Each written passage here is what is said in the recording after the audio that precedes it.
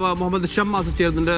ഷമ്മാസ്, താങ്കൾ SFI ഒക്കെ നടത്തിയ സമരത്തെ നോക്കിക്കണ്ടു കാണും. താങ്കളൊന്നും KSU ഒന്നും സമരത്തിന്റെ ഭാഗമായി ഉണ്ടായില്ല എന്നാണ് എൻ്റെ ഒരു അറിവ്. അതായത് സംഘപരിവാർ ആശയങ്ങൾക്ക് വഴങ്ങുന്നു എന്നുള്ളൊരു ആരോപണം ഈ VC നിയമനത്തിലൊക്കെ CPM-നുണ്ട്, SFI-ക്കുണ്ട്. അതേ തുടർന്നാണ് വലിയ സമരം പല ഭാഗങ്ങളിലായി ഉയരുകയും അങ്ങനെ സിസ തോമസിന്റെ നിയമനത്തെയും അതോടൊപ്പം തന്നെ മറ്റു നിയമനങ്ങളെയൊക്കെ എതിർക്കുകയും ചെയ്തു. പക്ഷേ ഇപ്പോൾ സർക്കാർ, ഗവർണർ ഇവർ തമ്മിൽ, അല്ലെങ്കിൽ മുഖ്യമന്ത്രി, ഗവർണർ ഇവർ തമ്മിൽ ഒരു സമവായം രൂപപ്പെട്ടിരിക്കുന്നു. സിസ തോമസിനെ നിയമിച്ചിരിക്കുന്നു. ഇത് സർക്കാരിന്റെ ഒരു വഴങ്ങലായി താങ്കൾ കരുതുന്നുണ്ടോ?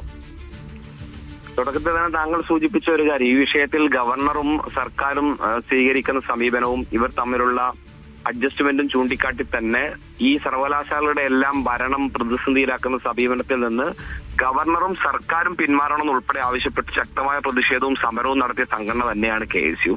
SFI പോലുള്ള സംഘടനകൾ കേവലം ഈ പറഞ്ഞ ചില സുപ്രധാനമായ വിഷയങ്ങളിൽ നിന്ന് വഴിതിരിച്ചു വിടാനുള്ള സമരാഭാസങ്ങൾ നടത്തിയതിനപ്പുറത്തേക്ക് അവരുടെ മുദ്രാവാക്യത്തിൽ ഒരു ആത്മാർത്ഥതയും ഇല്ല എന്ന് തന്നെയാണ് ഇപ്പൊ തെളിയുന്നത്. അങ്ങനെയെങ്കിൽ എന്തുകൊണ്ട് ഇപ്പോ SFI-ക്ക് ഇപ്പൊ സമരം ചെയ്യാൻ തോന്നുന്നില്ല? കേരളത്തിലെ സർവകലാശാലയിൽ SFI പറഞ്ഞതുപോലെ RSS അജണ്ടയുള്ള VC-മാരെ നടപ്പിലാക്കുന്നു, അവരെ നിയമിക്കുന്നു എന്ന രീതിയിലേക്ക് തന്നെയല്ലേ കാര്യങ്ങൾ പോകുന്നത്.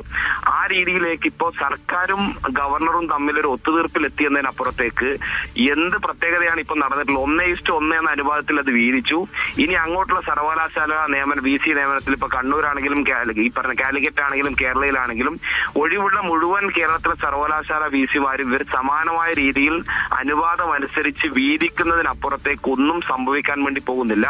ഇവിടെ വിവിധ തെരഞ്ഞെടുപ്പുകൾ നടത്തുന്ന CPM BJP കൂട്ടുകെട്ടിന് സമാനമായി ഈ തർക്കത്തിലും ഇത് കേവലം ഏതെങ്കിലും തരത്തിലൊരു ആശയപരമായ തർക്കമല്ലല്ലോ. കൃത്യമായി തങ്ങളുടെ കാര്യങ്ങൾ, തങ്ങളുടെ ആളുകളെ നിയമിക്കുന്നതിന് തങ്ങളുടെ താല്പര്യങ്ങൾ അനുസരിച്ച് സർക്കാരിനും ഗവർണർക്കും അവരവരുടെ ആളുകളെ നിയമിക്കുന്നതിനുള്ള ഒരു ജനങ്ങളെയും വിദ്യാർത്ഥി സമൂഹത്തെ ഉൾപ്പെടെ വിഡ്ഢികളാക്കുന്ന ഒരു പ്രവണത മാത്രമാണ്.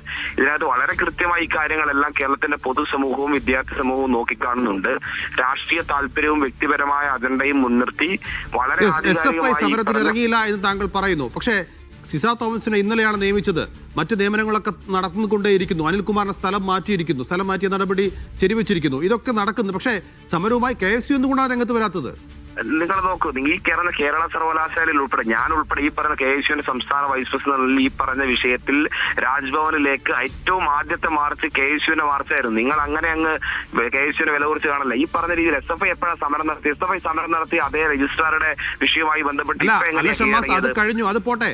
ഞാൻ ചോദിക്കുന്നത് നിലവിലുള്ള വിഷയത്തിൽ എവിടെയാണ് KSU? നമുക്ക് നോക്കാമേ. നിലവിലുള്ള ഈ പറഞ്ഞ ഇന്നിപ്പോ നിങ്ങൾ പറഞ്ഞല്ലോ SFI ആണ് ഇതിനകത്ത് വളരെ ആധികാരികമായി സമരം നടത്തിയെന്നൊക്കെ പറഞ്ഞല്ലോ.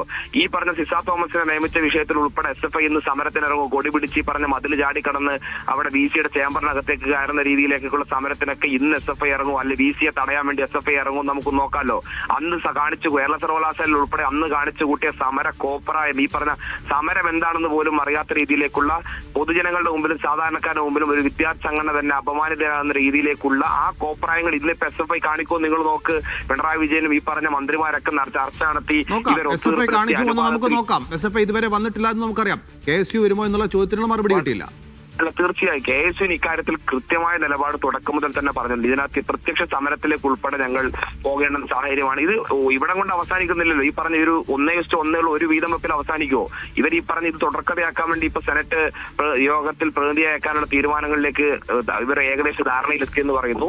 കേരളത്തിൽ സംഘപരിവാർ അജണ്ട നടപ്പിലാക്കാനുള്ള RSS-ന്റെയും BJP-യുടെയും നടപടിക്ക് ചൂട്ടുപിടിക്കുന്ന പിണറായി സർക്കാരിനെതിരായിട്ടുള്ള ഇവർ രണ്ട് കൂട്ടരും ഈ നാടിന് ഭീഷണിയാണ്. വിദ്യാഭ്യാസ മേഖലക്ക് ഭീഷണിയായി തന്നെ മുന്നോട്ട് പോകുന്നതിനായി ശക്തമായ പ്രതിഷേധവും പ്രത്യക്ഷ സമരവുമായി തന്നെ KSU ഉൾപ്പെടെ രംഗത്ത്